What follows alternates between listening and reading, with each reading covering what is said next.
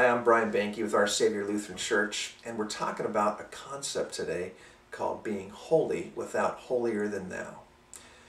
Now, in Matthew chapter 18, Jesus has this parable about grace. And what we find is grace is this amazing kingdom value that pervades, it's probably the most important value in the kingdom. The question becomes is, what does that look like for you and I when we relate to those outside the church? One of the unfortunate things that we face today as Christians is the view of those outside the church that we are judgmental. And part of the unfortunate thing about that is because more than anything else, we should be known by those kingdom values, especially being people of grace. So how do we interact with those outside the church? How do we be holy ourselves without coming across as holier than thou? You know, this is actually a concept that the Apostle Paul talks about in 1 Corinthians 5:12. He says, "What business is it of mine to judge those outside the church? Are you not to judge those inside?" The idea seems to be that you and I are held to a standard as followers of Jesus. And we can hold ourselves to this standard, this accountability, that there are certain languages that we don't use. There's certain kinds of things that we do and we don't do as followers of Jesus. But when we relate to those outside the church, is it right to hold them to those same standards?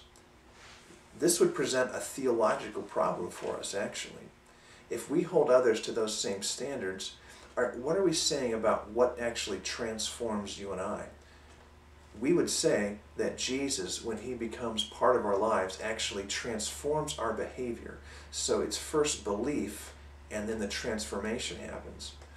If we expect those that are outside the church to transform their behavior first, we're actually holding them to something different than we hold ourselves to. But rather, what we do as the people of God is we show grace to them, understanding that because they come with a different worldview and a different set of values, their language will be different. They might say a cuss word that we wouldn't use. And so the question for us is, do we become offended? Do we point that out, how offensive that is? Or do we let it go, thinking that, you know, that just kind of makes sense from the perspective that they're coming from? Ultimately making the main thing that they get across is that there is a God who loves them more than anything else.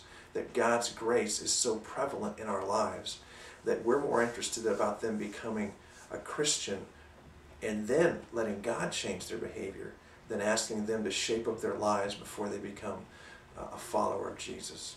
My hope for you is that you'll be able to live out this value of grace, first of all, receiving it yourselves, and secondly, extending it to those both inside and outside the church.